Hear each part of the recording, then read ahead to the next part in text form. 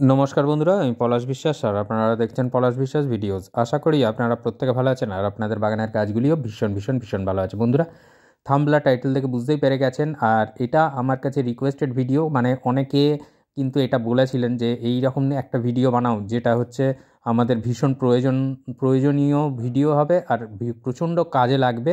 যে ছোট্ট গাছ যখন আমরা জবা গাছ নিয়ে আসি, সেই ছোট গাছে পরিচর্যা কেমন হবে এবং নার্সারি থেকে নিয়ে আসার পরে কি করব, কি খাবার দেব, যার ফলে ছোট জবা গাছ দ্রুত বৃদ্ধি পাবে এবং তার সাথে আসবে অজস্র কুঁড়ি এবং ফুলে ভরে যাবে আপনার জবা গাছ।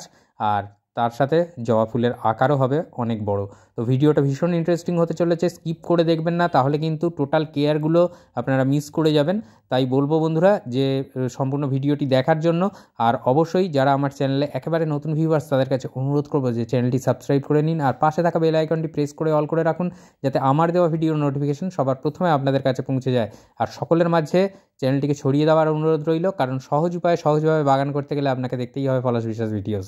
তো বন্ধুরা, চলুন শুরু করা যাক ভিডিওটা। এটা দেখুন, এই যে জবা গাছটি দেখছেন, এটা কিন্তু ব্লু বার্ডস, মানে এই জবার আইডিটা।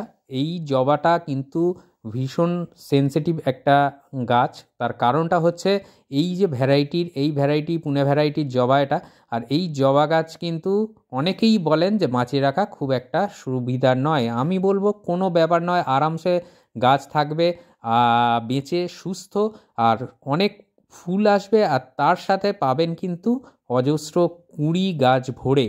আর ডালপালা বাড়ানোর পদ্ধতি সবটাই এবারে বলবো। আর খাবারের যে তালিকাটা হয়তো আপনাদের মনে হবে একটু দীর্ঘ হচ্ছে, তার কারণটা আমি বলবো না যে মাসে একবার দেবেন খাবার তাহলেই হবে ভালো, না। আপনারা একবারে কোনো খাবার দেবেন না, পরিমিত খাবার দিন, বারে বারে দিন।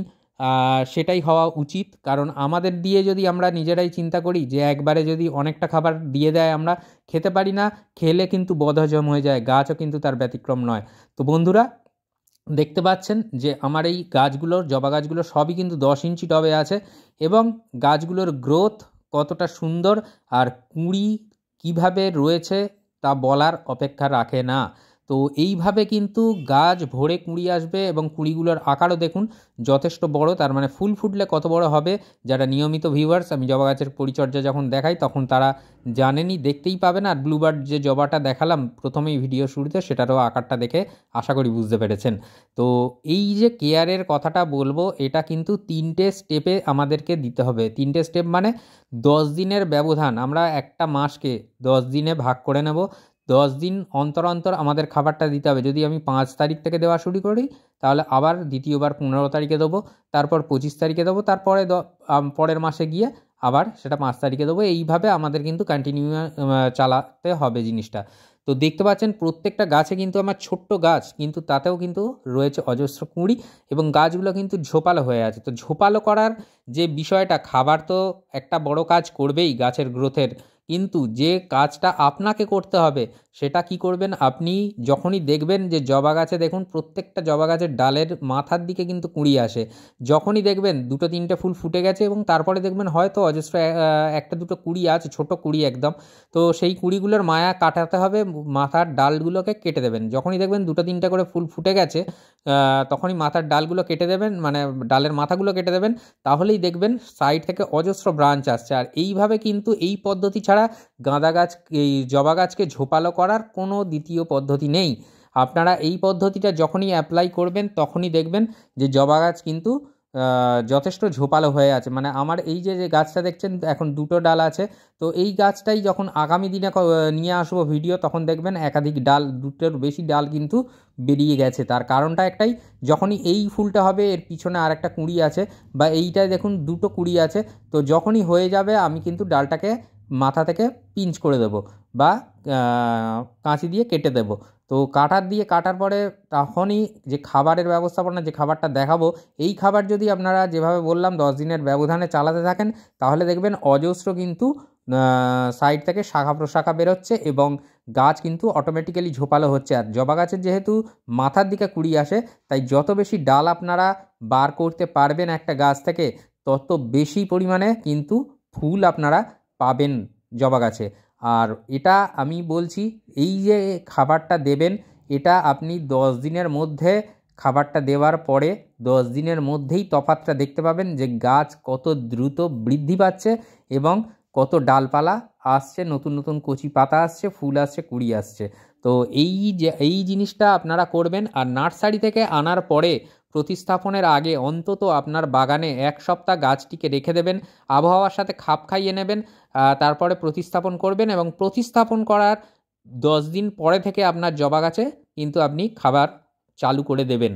আর অবশ্যই এই খাবারটাই দেবেন নতুন গাছ কিনে আনার পরে, যে খাবারটা আজকে দেখাবো। তার আগে আরেকটা জিনিস ছোট্ট করে বলে দিই, জবা গাছে কিন্তু পোকামাকড়ের আক্রমণটা একটু বেশিই হয়, সেটা মিলিবাগ হোক, জাপ পোকা হোক, যেটা সাদা পোকা, দোয়ে পোকা বলে। তো এই রকম পোকামাকড়ের আক্রমণ কিন্তু অত্যধিক হারে হয়।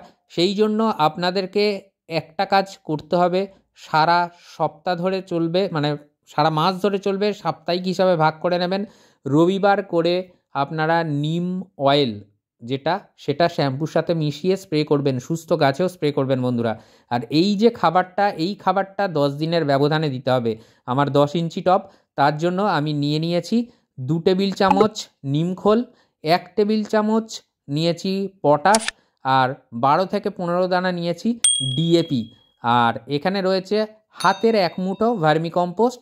আপনারা যদি মনে করেন যে হাতের 1 মুঠো বিষয়টা সঠিক মনে হলো না, তাহলে 1 কাপ ভার্মিকম্পোস্ট আপনারা নিয়ে নেবেন।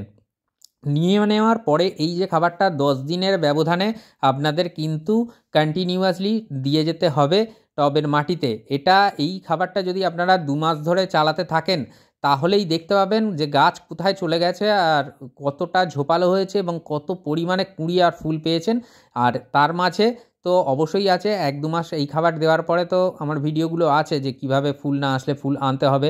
তো এই খাবারটা দিলে অজস্র কুঁড়ি আসবে, কোনো চিন্তা করতে হবে না। আর এর সাথে যে কাজটা করতে হবে, এইবারে বলি যে খাবারের তালিকাটা হয়তো দীর্ঘ হবে আপনাদের কাছে, কিন্তু খুব দীর্ঘ নয়, কারণ আমি যেভাবে কেয়ার নিই সেটাই আপনাদের সাথে শেয়ার করি। তো সেই জন্য বলবো বন্ধুরা যে সপ্তাহে 1 বার করে সরিষার খোল পচা জল দেবেন। 2 বারও দিতে পারেন, যাদের গাছগুলো বৃদ্ধি সেভাবে হচ্ছে না তারা সপ্তাহে 2 বারও দিতে পারেন, মাঝে 2 দিন কি 3 দিনের একটা গ্যাপ রেখে দেবেন। তো সরিষার খোল পচা জলটা অবশ্যই দিতে হবে। আর এই টবের মাটিতে যে খাবারটা দিলেন তার 2 দিন বাদে থেকেই সরিষার খোল জলটা আপনারা চালু করে দিতে পারেন। আর সরিষার খোল জল দিলেন এবং এই খাবার দিলেন, সরিষার খোল জল দিলেন, আর তারপরে যে জিনিসটা দিতে হবে সেটা হচ্ছে আপনাদের যে কোনো একটা প্ল্যান্ট গ্রোথ রেগুলেটর, এটা ব্যবহার করবেন মাসে 2 বার। আর আরেকটা জিনিস দেখুন যে আমি কিন্তু টবের সাইড ধরে ড্রেনেজ হোলের মতন করে খাবার দিয়ে মাটি চাপা দিলাম না, আমি কিন্তু উপরে খাবারটা, মাটিটা জাস্ট টপ সয়েলটা খুঁচিয়ে নিয়ে তার উপরে খাবার দিলাম। এর কারণটা হচ্ছে যে জবা গাছের এই সময় ফিডার রুটগুলোকে দ্রুত বৃদ্ধি করে নিতে হবে।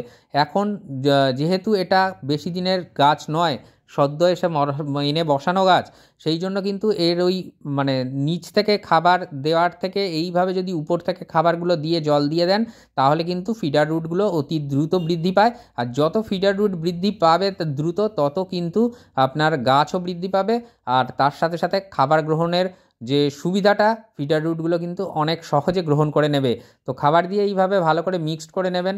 তারপরে 2 দিন বাদে থেকে সরিষার খোল পচা জলটা চালু করে দেবেন। আর সরিষা খোল জল দেওয়ার 2 দিন পর থেকে আপনাদের কিন্তু যে কোনো একটা প্ল্যান্ট গ্রোথ রেগুলেটর আপনাদেরকে স্প্রে করতে হবে। আর 2 দিন পর থেকেই দিতে পারবেন, কিন্তু মাসে 2 বার, মানে 15 দিনের গ্যাপে দেবেন। মানে প্রথমবার দিলেন, তার 15 দিন বাদে দ্বিতীয়বার। আর এছাড়া যখনই দেখবেন ছোট ছোট কুঁড়ির আগমন ঘটছে, তখন কিন্তু আপনাদেরকে অনুখাদ্য দিতে হবে। অনুখাদ্য স্প্রে করবেন, অনুখাদ্যটাও হচ্ছে মাসে 2 বার স্প্রে করবেন। তাহলে দেখবেন কিন্তু এই ব্যবস্থাপনা চলতে থাকলে ফুলের সাইজও বড় হবে এবং অজস্র পরিমাণে কিন্তু আপনার জবা গাছ আপনাকে ফুল দিয়ে দেবে। এইভাবেই কেয়ার করুন, তাহলে ছোট গাছেই ফুলবে বড় সাইজের জবা, আর ছোট গাছেই আসবে অসংখ্য জবা ফুল। নার্সারি থেকে আনার পরে এইভাবে কেয়ারগুলো চালু করে দিন, তাহলে দেখবেন গাছ দ্রুত বৃদ্ধি পাচ্ছে, ছোট গাছ দ্রুত বৃদ্ধি পাচ্ছে, আসছে অজস্র জবা ফুল। তো আজকের ভিডিওটা এ পর্যন্তই। আশা করা যাক যে ভিডিওটা ভালো লাগলো। যদি ভালো লাগে লাইক, কমেন্ট আর বাগানপ্রেমী বন্ধুদের মাঝে শেয়ার করার অনুরোধ রইল। আর মন চিরসবুজ রাখতে প্রত্যেককেই বাগান করতে হবে। আপনার পাশের বাড়ির মানুষটিকেও অনুরোধ করুন যে তারাও যেন 2-4টে করে এনে গাছ করে, বাগান করে, কারণ জীবনদায়ী অক্সিজেনটাও আমাদেরকে এই গাছই কিন্তু দেয়। তো আজকের মতো এ পর্যন্তই বন্ধুরা, আবার আসছি আগামী দিন নতুন কোনো ভিডিও নিয়ে। সকলে সুস্থ থাকুন, ভালো থাকুন, দেখতে থাকুন পলাশ বিশ্বাস ভিডিওস। নমস্কার বন্ধুরা।